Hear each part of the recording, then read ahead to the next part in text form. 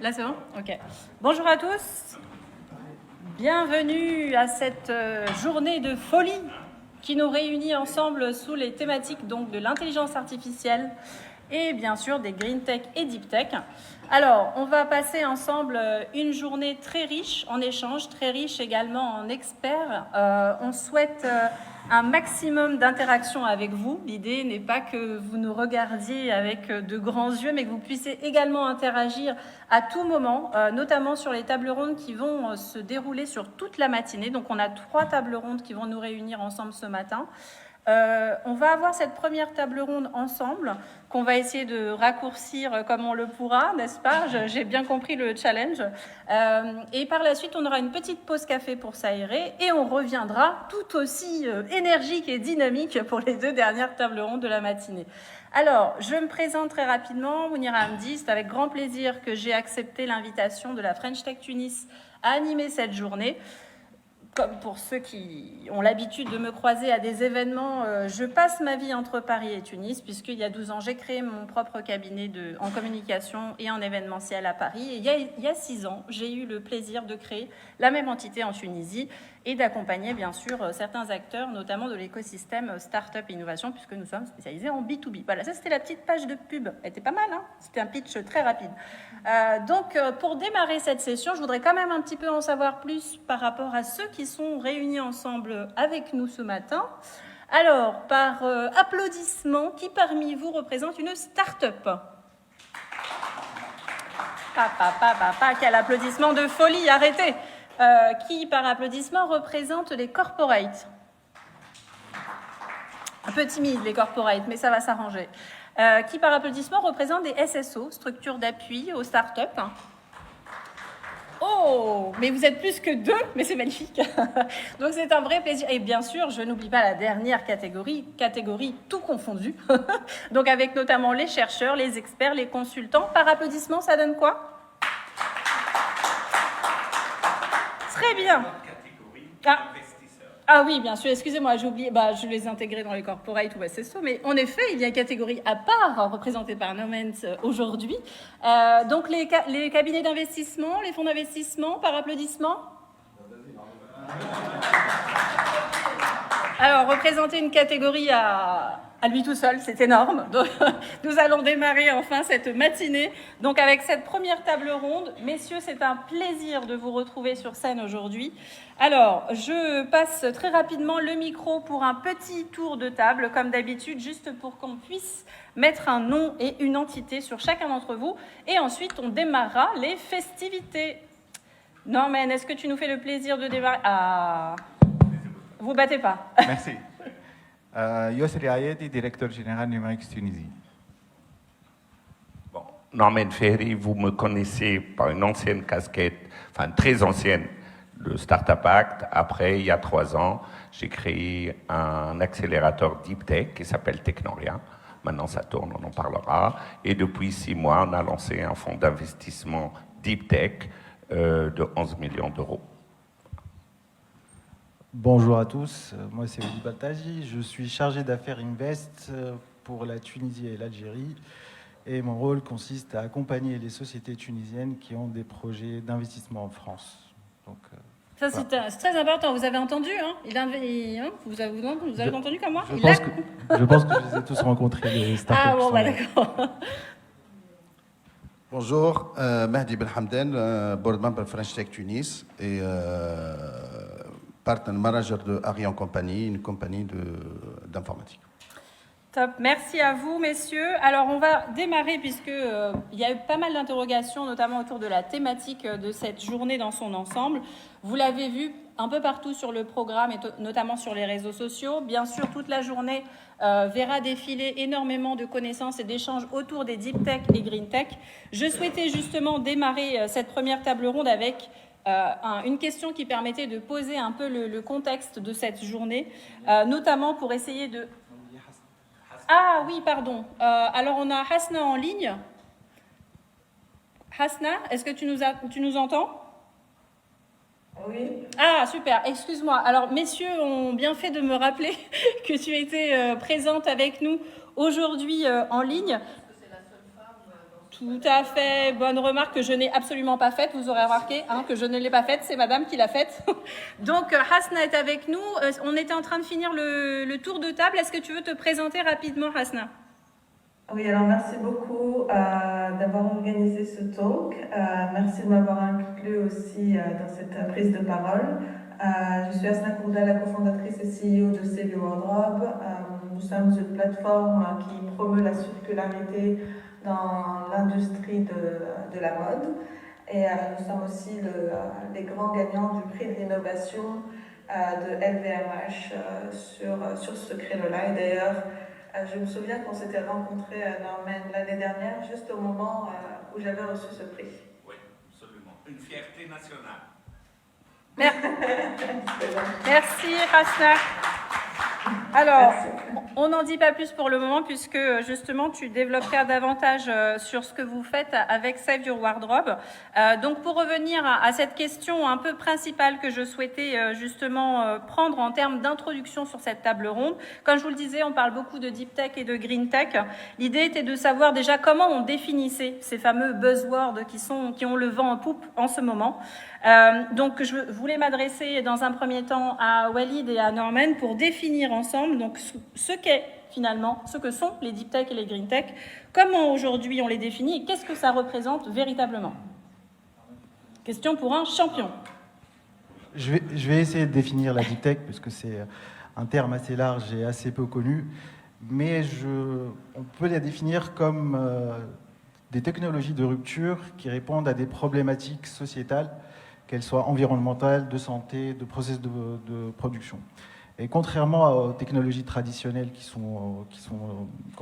tout le monde peut utiliser, la Deep Tech et ces technologies de rupture ont besoin d'énormément de recherche et développement, c'est-à-dire de recherche appliquée, de recherche fondamentale, qui vont se faire généralement dans les universités, dans les centres de recherche et de développement, et qui parlent de recherche et développement parlent d'énormément d'investissement. Ces recherches demandent énormément d'investissement, que ce soit en termes de temps et surtout en termes d'argent. Et finalement, pour les appliquer, il faut des entreprises qui arrivent à valoriser ces technologies de pointe pour pouvoir les commercialiser et qu'elles répondent aux attentes à ces attentes-là. Quand on parle de Deep Tech, on va parler principalement d'intelligence artificielle, de machine learning, de biotechnologie, de mécatronique, de robotique, de blockchain. Donc c'est un domaine très large. D'accord. Et pour la Green Tech, en fait, la Green Tech, c'est réellement, avec les outils disponibles, comment minimiser notre impact écologique. Que ce soit à travers des outils IoT, que ce soit dans la réduction de l'énergie, réduction des déchets. Et on va arriver à un point où les Green Tech auront besoin de la Deep Tech, d'une technologie de rupture pour aller encore plus loin. Donc voilà à peu près comment je définirais la Deep Tech et la Green Tech. Je ne sais pas si Norman, tu as quelque chose à rajouter sur ça. Est-ce que certains vous souhaitent compléter? Vous savez, pour définir le start-up, on a mis... c'est quoi une start-up? On a mis beaucoup de temps. D'abord, une start-up, c'est une entreprise innovante à croissance exponentielle. Pour éviter d'utiliser, Michel, tu as vu que je n'ai pas utilisé un mot anglais. Entreprise innovante à croissance exponentielle. Scalable. Cette scalabilité, cette croissance exponentielle peut venir de deux facteurs. Un facteur qui est le facteur réseau, donc Hasna, toutes ces plateformes-là, où elles proviennent de la technologie, une technologie propre, qu'elle soit une technologie propre telle de la digitale ou une technologie propre, un IP, une propreté intellectuelle dans les domaines de la biotechnologie, etc. Donc les Deep Tech, c'est des entreprises qui ont des technologies propres à eux et qui n'est pas facilement copiable, soit à travers des patents, des brevets, soit à travers des logiciels ou des LLM maintenant dans le nouveau jargon, des modèles IA très spécifiques. Voilà. D'accord. Merci. C'est tout bon pour tout le monde. Alors, en partant de cette introduction liée au Deep Tech et au Green Tech, l'idée était de voir aussi ensemble, alors on va faire une petite entorse au programme, parce que je crois que Norman va devoir nous quitter un peu plus tôt que prévu. Donc, vous le verrez, il n'essaye pas du tout de me convaincre en me donnant ses notes, n'est-ce pas? J'ai quelques questions un peu spontanées à lui poser aujourd'hui. Donc, l'objectif était de voir un petit peu ensemble, d'en savoir un peu plus justement sur ce nouveau fonds que tu portes aujourd'hui avec cette nouvelle casquette que tu représentes. Merci. Les 3 dernières années étaient des années sur lesquelles on a lancé un accélérateur Deep Tech, on a dit, basé sur le output scientifique. La Tunisie étant un pays à production scientifique très haute, on est dans les top 10 par capita dans la production scientifique, on est dans les top 2 dans la production scientifique féminine. Donc, je vous demande d'applaudir parce que c'est pas, on est dans les top 2. Maintenant, ça s'arrête au niveau laboratoire. Donc, on a lancé une expérience. Et dit, et si on allait chercher ces chercheurs et ces innovations au laboratoire et les sortir vers le marché? On a découvert,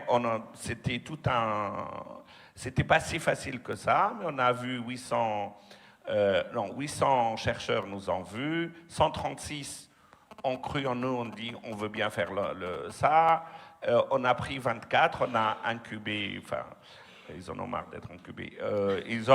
On a accompagné 24 sur une année et on a accéléré 13 sur une année. Aujourd'hui même, il y a 8 sur les 24 qui ont créé leur entreprise, qui ont une usine. Certains, au bout de 3 ans, c'est des chercheurs. En Tunisie? En Tunisie. Et certaines à brevet international, mais commencent en Tunisie. 3 qui ont leur unité pré-industrielle. 3 qui vendent.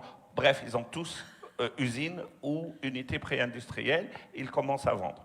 Donc, il y a un marché réel. Donc, on s'est dit, on a deux ressources incroyables dans ce pays. Bien sûr, les ressources digitales connues, mathématiques, grâce au système éducatif. Mais on a aussi une autre partie qui est tout ce qui est biotech, etc., qui est un domaine pas très, très connu, c'est très difficile. Et comme on a vu que toutes ces entreprises, les 8 entreprises, une dans le domaine de la santé et 7 dans le domaine du renouvelable, de la sustainability, on s'est dit, il va falloir, ce plafond de verre a besoin d'accompagnateurs, et les accompagnateurs, il commence à y en avoir, mais il a besoin d'investissement. Donc on est allé, on a fait un fonds d'investissement qui investit dans les entreprises Deep Tech à envergure internationale. On n'est pas intéressé à des startups qui résolvent, des vraies startups, on est intéressé à des vraies startups Deep Tech qui résolvent des problèmes internationaux, qui ont l'ambition d'être internationaux et d'atteindre des chiffres de 100 millions de dollars de chiffre d'affaires dans plusieurs années. Il y en a. On a vu sur la pyramide des startups tunisiennes qu'on en a 2 déjà qui ont atteint cet étage-là. Il y en a d'autres qui vont venir, Inch'Allah. Et donc, c'est un fonds qui investit 500 000 euros, une partie en Tunisie et une partie à l'international. L'idée, c'est de prendre ceux qui ont de la deep tech, le potentiel et une validation du marché et d'investir pour eux, pour les internationaliser. Ils ont besoin d'investissements en euros, en dollars ou en yens, s'il le faut. Donc, 250 000 $ en Tunisie pour garder la cuisine en Tunisie, pour garder le know-how en Tunisie, 250 000 $ à l'international. On a vu une centaine aujourd'hui, on est en train de conclure ces jours-ci 2 parmi ceux-là, et on cherche à le faire dans les 3 ans à venir, dans les 2 ans et demi à venir. On cherche à investir tous les fonds, ça veut dire 15 à 20 startups deep tech qui ont un rapport avec la Tunisie, c'est-à-dire originated from Tunisia, de la Tunisie à l'international, ou beaucoup, on a vu beaucoup de l'international qui veulent avoir leur R&D Center en Tunisie et qui ont besoin de ces deux métiers. Voilà, c'est une nouvelle expérience. Beaucoup de gens nous ont cru. C'est des individus. Il y a Smart Capital, mais c'est des individus comme vous qui sont arrivés à un certain, qui ont dit je veux faire quelque chose, j'ai de l'argent, je veux faire quelque chose autre que acheter des oliviers ou acheter de l'immobilier. Ils croient dans ce monde des startups et ils ont investi avec nous. Voilà. D'accord. Merci. Voilà le fond. Mais oui, merci pour la pub. Merci. Et juste, je ne veux pas couper ces applaudissements, ils pourraient me couper la main. Par rapport au ticket justement d'investissement, le ticket moyen que vous octroyez généralement, c'est... Alors, je vais quand même faire un tout petit peu de pédagogie. Oui.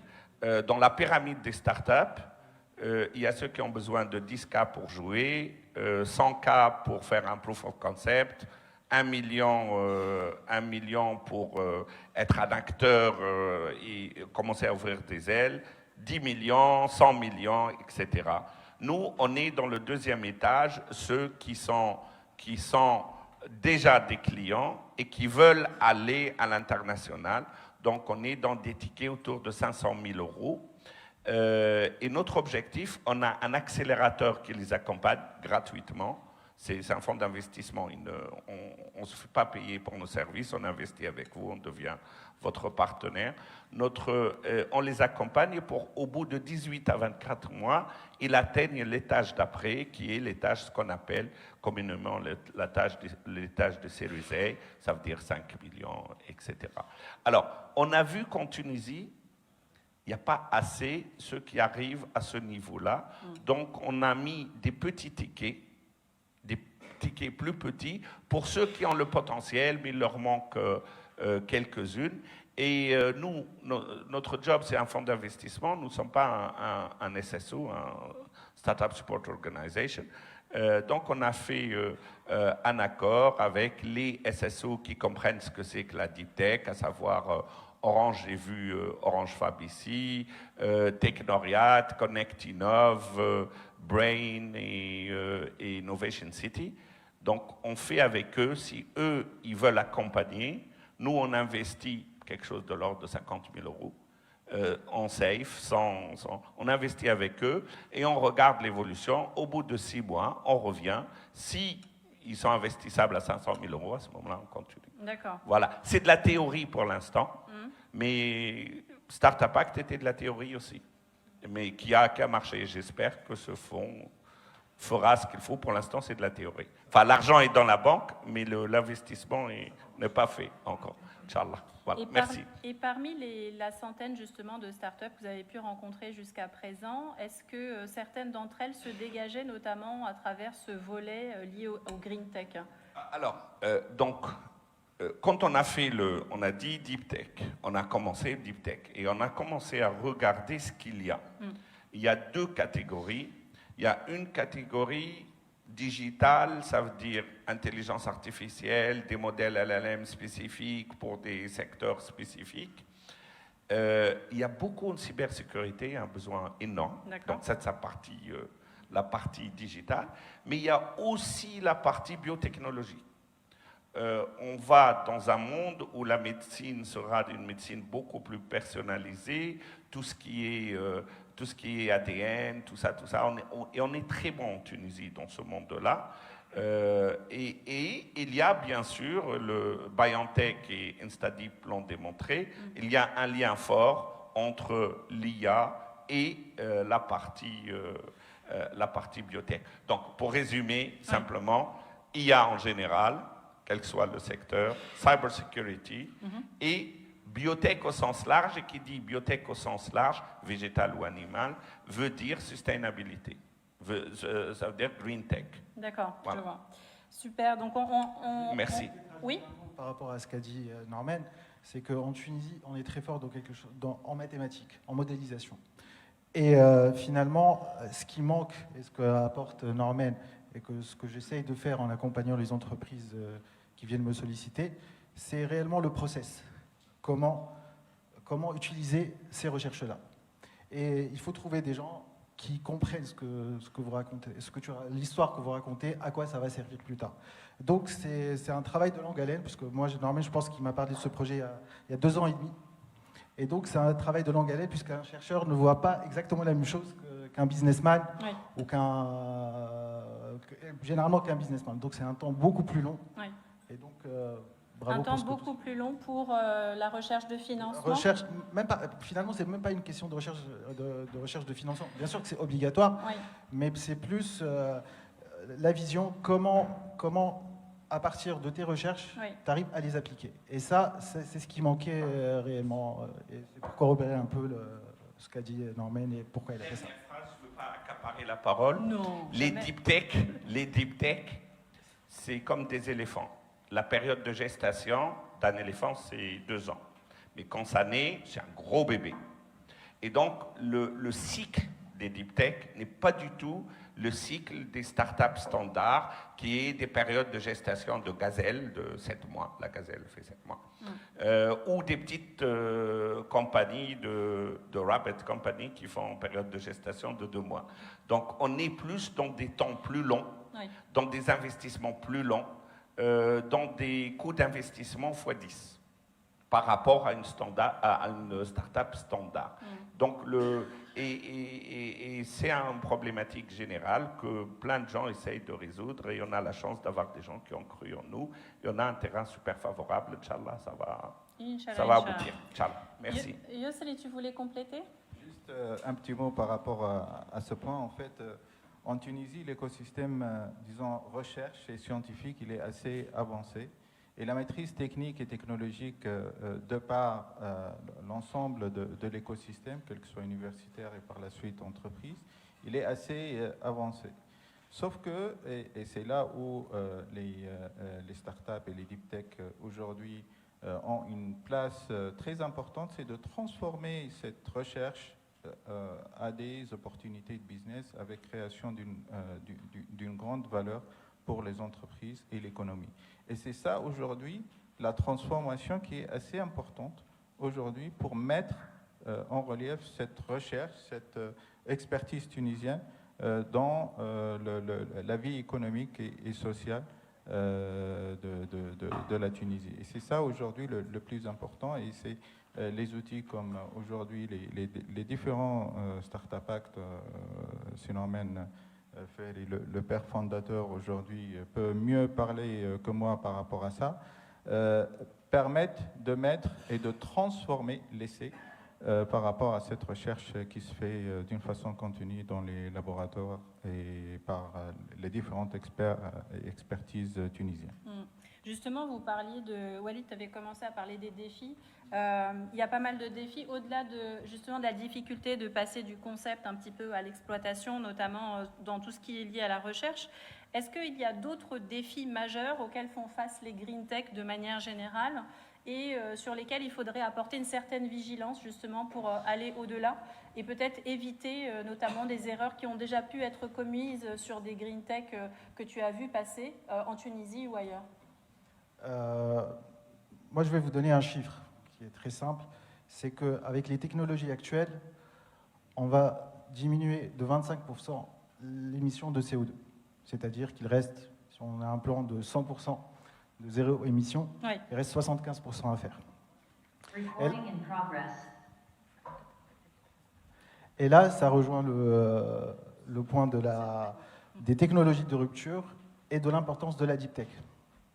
On parle de technologies de rupture et les erreurs à ne pas faire puisqu'on vit une évolution, voire une révolution. Et quand on vit une évolution, une révolution, on ne la voit pas venir finalement.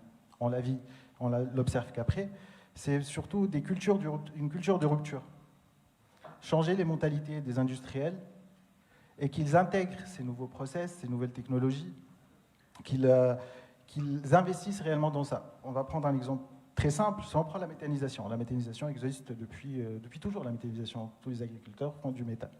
Mais si on investissait autant dans la méthanisation que dans les centrales à charbon, le prix, finalement, de l'énergie, grâce à la méthanisation, coûterait exactement le même prix, voire moins cher qu'une centrale électrique à charbon.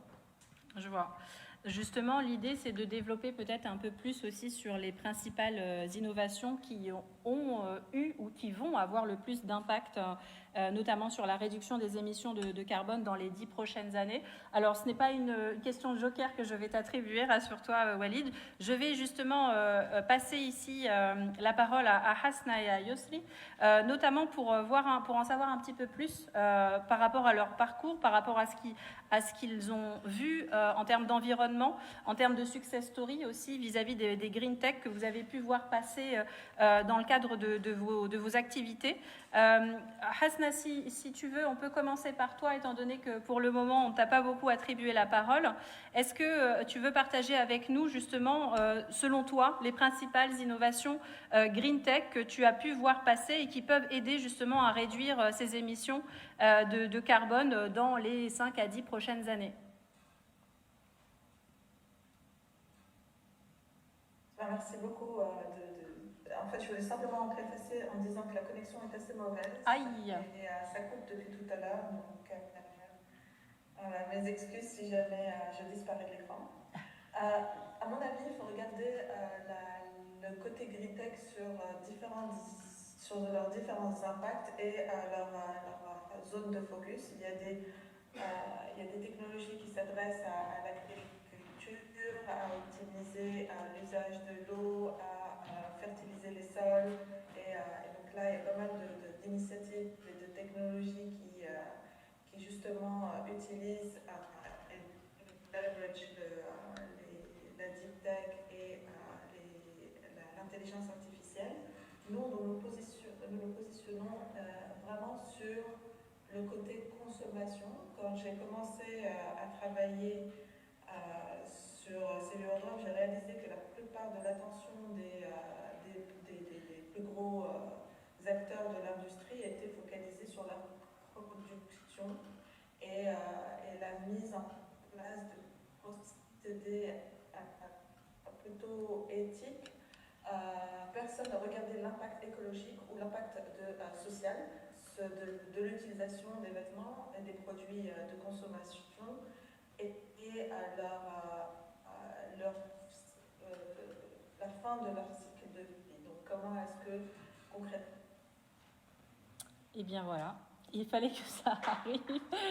Malheureusement, Hasna, si tu nous écoutes, ça a légèrement coupé. Si tu peux juste répéter la dernière phrase, si tu nous entends.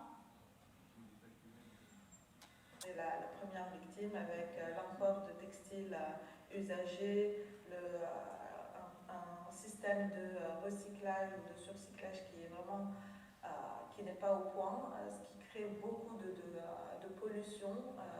Et donc la Tunisie est un des pays clés phares d'Afrique et aussi d'Asie, ou même d'Europe en fait, qui a cette charge de recycler ou de détruire des produits souvent à base de plastique. Okay. Donc, si je me concentre sur Cellulodrome et notre impact à nous, nous avons réalisé plusieurs études, notamment grâce à Ellen MacArthur Foundation, qui est spécialisée sur l'économie circulaire. Et on a réalisé en fait que simplement par augmenter le cycle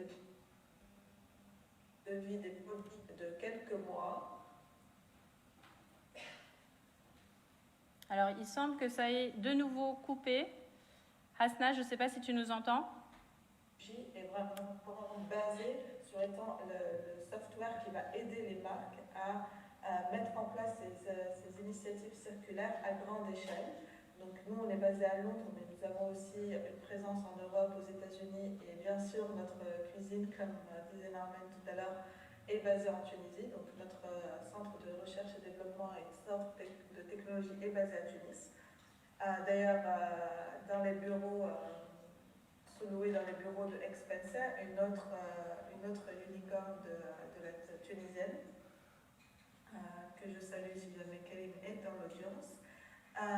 Et donc, en fait, on a vu que l'impact le plus important était d'outiller ces grands groupes avec cette technologie qui va avoir la capacité d'identifier les problèmes de manufacture, donc les défauts qui sont récurrents, qui va aussi permettre un accompagnement très précis sur les problèmes de réparation pour éviter la destruction de produits et à terme, en fait, aller sur une logique de production plus efficace qui respecte la nature, qui respecte les écosystèmes et qui respecte aussi le côté social et au niveau de la production.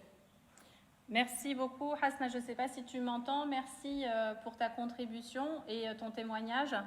Si tu peux juste rappeler très rapidement ce que fait Save Your Wardrobe. Vous avez vu que mon accent anglais est incroyable, mais étant donné que tu nous suis depuis l'Angleterre, c'est important de bien le prononcer. Si tu peux juste nous rappeler un petit peu ce que fait ta start-up, justement, pour mieux situer ton environnement. Alors, Save Your Wardrobe est une plateforme qui est connectée de bout en bout, qui prend toutes les parties prenantes de l'expérience après-achat et qui les digitalise. Donc, nous opérons vraiment une plateforme technologique. Nous ne faisons aucune réparation nous-mêmes, mais nous connectons toutes les parties prenantes sur une même plateforme et nous les outillons pour qu'elles puissent automatiser leurs process, leurs opérations, réduire leur gaspillage, mais en même temps avoir accès à une base de données qui est inexistante en fait en ce moment.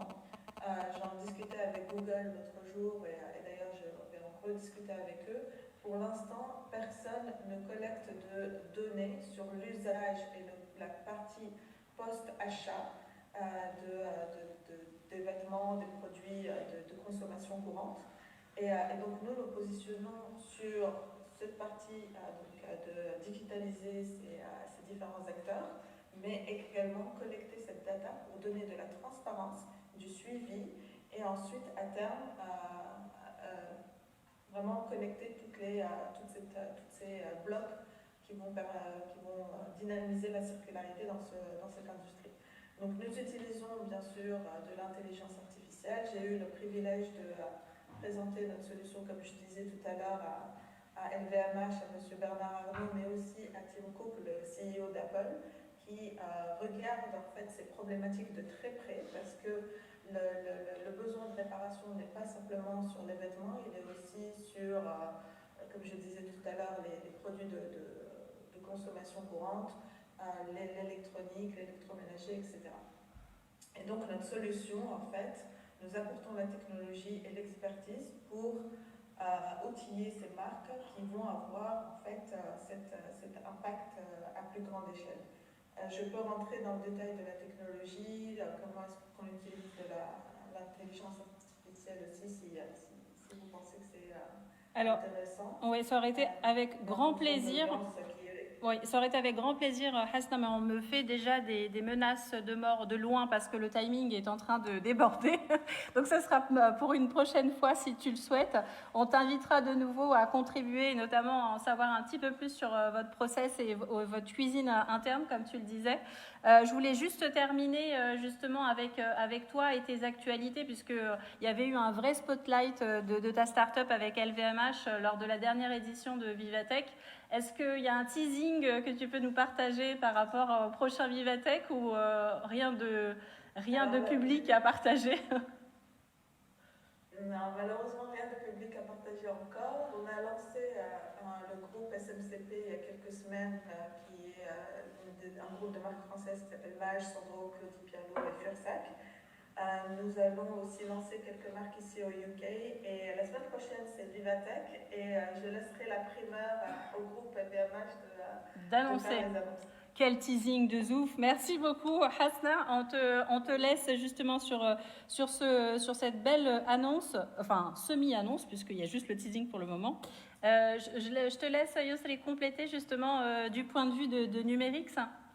Exactement, merci Hasna pour ce résumé fort intéressant par rapport à l'activité et par rapport au développement de ta start-up.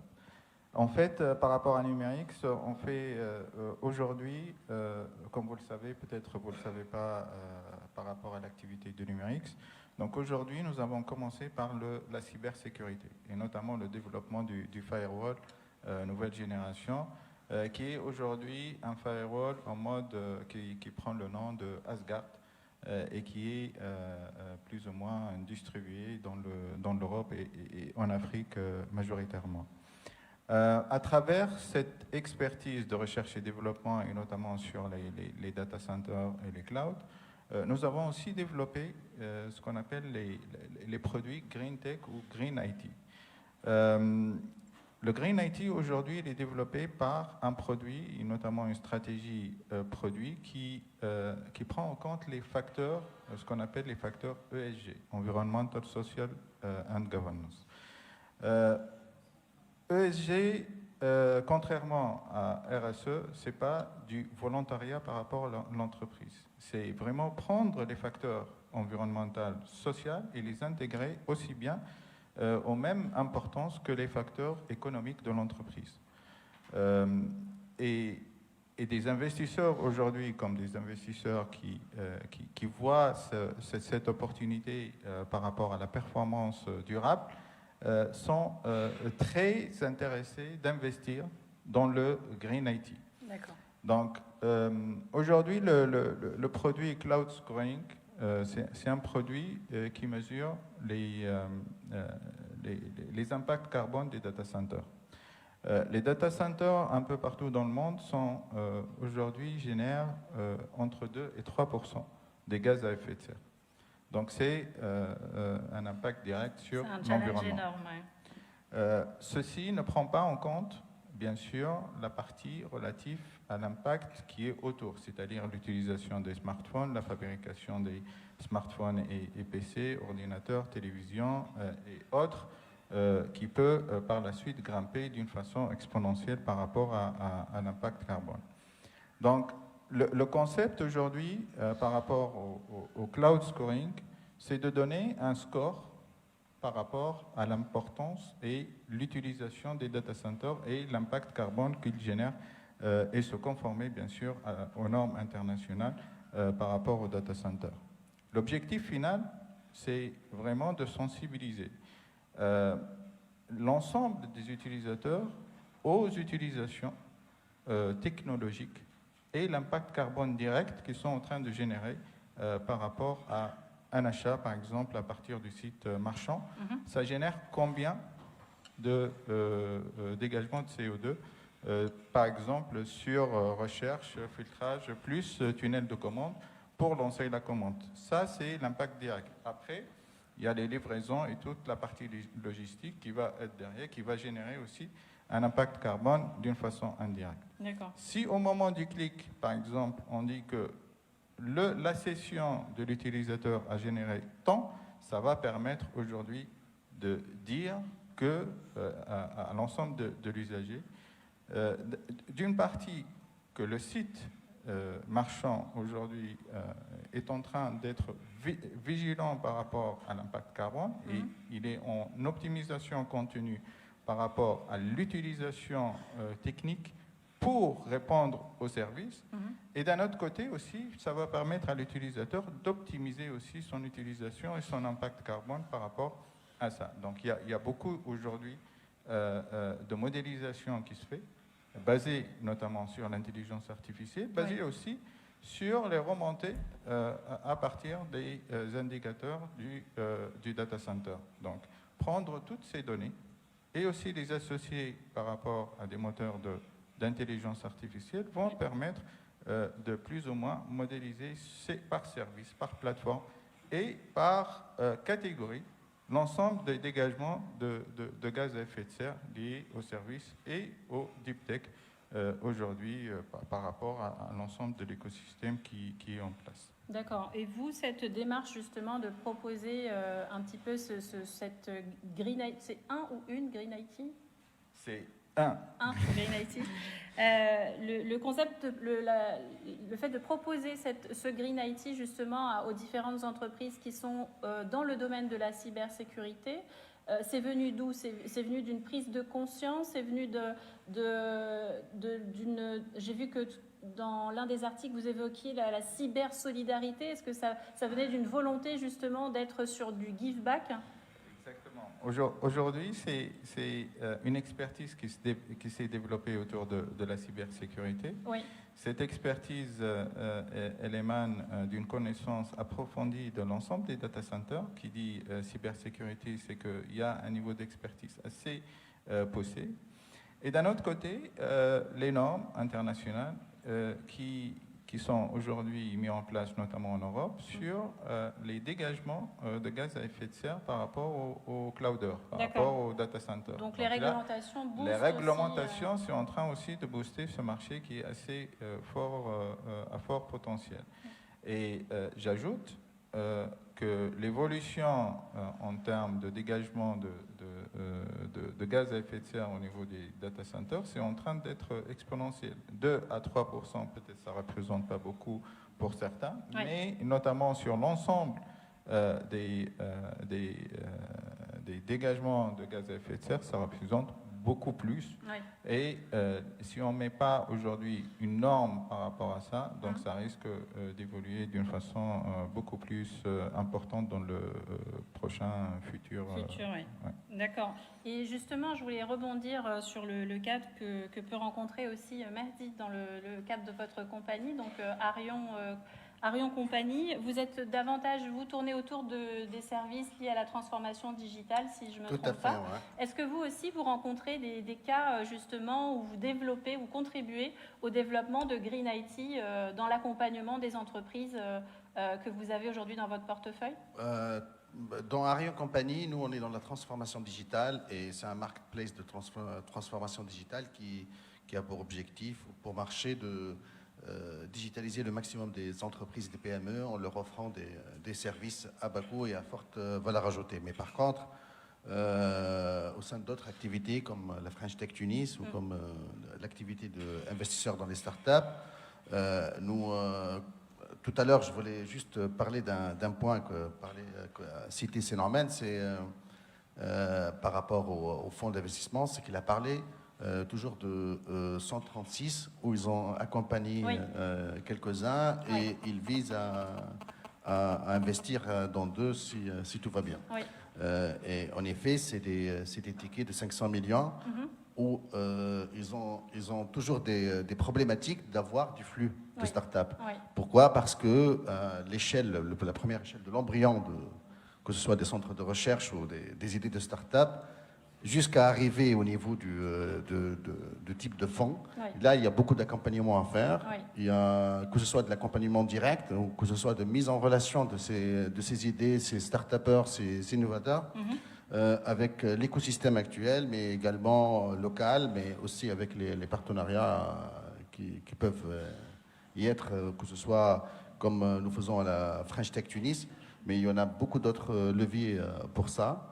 Et c'est vraiment la problématique aujourd'hui, ici chez nous en Tunisie, c'est cette early stage de pouvoir mieux les accompagner pour arriver au niveau des VC ou des fonds d'investissement tels que... Et je crois savoir que vous êtes vous-même business angel. Oui, tout à fait. Est-ce que c'est un appel du pied aux startups qui sont présentes et que vous souhaiteriez potentiellement rencontrer pour les propulser? Avec plaisir. C'est dans notre activité. Mais c'est vraiment c'est là où on a choisi d'y être parce que, en fait, à l'instant T0 de l'idée, à la mise en place de l'idée, jusqu'à arriver à se connecter avec les VC ou avec les agences de développement ou l'État ou le gouvernement tunisien avec le Smart Capital, il a fait beaucoup d'aide à ce point-là de la création jusqu'à arriver à ce early stage, mais il reste encore beaucoup de travail à faire, surtout dans le secteur privé, les entreprises qui existent, etc. Et tout, donc c'est très important. D'accord. Je te sens sur des charbons ardents. Non, c'est simplement pour corroborer ce qu'a dit, ce que tout le monde a dit. Par exemple, quand on parle de technologie de rupture, il avait parlé de 3% de réduction d'émissions de CO2. J'accompagne actuellement une start-up tunisienne, franco-tunisienne. Qui s'appelle? Je ne peux pas le dire. Je ne peux pas le dire. On est tenu par... Jusqu'à l'accompagnement final, on n'a pas le droit de communiquer sur le nom des entreprises, qui vise à diminuer de 30% cet impact. Simplement grâce à la big data. Parce que simplement, ils se sont rendus compte qu'il y avait beaucoup trop de copies d'informations. D'accord. Donc eux, ils ont inventé un algorithme qui, à long terme, va permettre de diminuer de 30% l'impact carbone et la CO2. Génial. Donc voilà, des fois on vit les évolutions, on les voit, on les ressent. Oui, Et quelque chose d'autre de très important par rapport à ce que dit Hasna, oui, c'est que même les industriels sont en train de prendre conscience que l'obsolescence programmée, ça n'a plus de sens. Donc on essaye, et ça aussi c'est une autre entreprise que j'accompagne, et malheureusement je ne peux pas encore dire qui c'est, quel teasing. qui, grâce à des outils IoT sur même des vieux réfrigérateurs, Oui, fait des mises à jour qui vont permettre que, les biens de consommation courants aient des durées de vie de 10, 20, 30 ans. d'accord. Donc on est plus dans la déproduction et faire durer les choses le plus longtemps possible. Donc c'était simplement pour corroborer ce qu'a dit C'est top. Hasna. Merci Walid. Est-ce que tu veux un petit mot de la fin pour clôturer cette table ronde sur une perspective un peu positive, un clin d'œil à la Tunisie? Moi, de toute façon, je ne vois que du positif à travers ce que je fais, à travers les personnes que je rencontre. Je suis à chaque fois impressionné. Parce que c'est des choses, on ne s'imagine pas qu'on est capable de faire ces choses-là. Et on est réellement, chez Business France, dans un but de co-développement. On prend ce qu'il y a de meilleur des deux côtés du continent. Comme je vous avais dit tout à l'heure, on est très fort en modélisation, on est très fort dans la théorie et la pratique. Et peut-être, pour passer un step, enfin une étape supplémentaire, Oui, il faut peut-être avoir une sorte de cadre, de process qui va permettre de valoriser ce qu'on est en train de faire. d'accord. C'est en train d'être fait en Tunisie.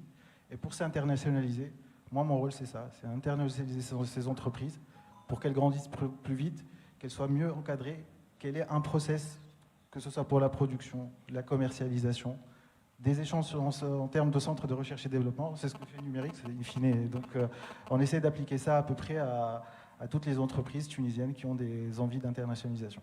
Super. Voilà. Merci. Est-ce que vous souhaitez aussi partager un mot de la fin ou c'est tout bon pour vous?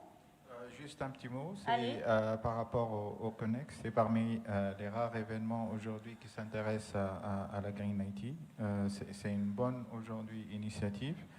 Ça commence à se mettre en place. Il faudrait vraiment, je vais le dire en anglais, we grow when we share. Donc aujourd'hui, le partage par rapport à ce genre d'événement va permettre certainement d'échanger et d'ajuster par rapport à la stratégie autour du Green IT.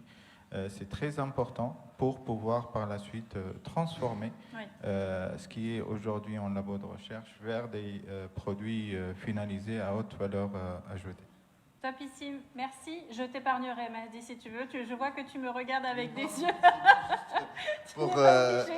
Non, pour remercier nos invités, nos partenaires Business France pour la participation. Voilà, en tant que French Tech Tunis. Oui. Voilà, tous les présents et ceux qui suivent la diffusion en direct. Merci beaucoup. Merci à tous les trois. Merci à Hasna, si elle est encore en ligne.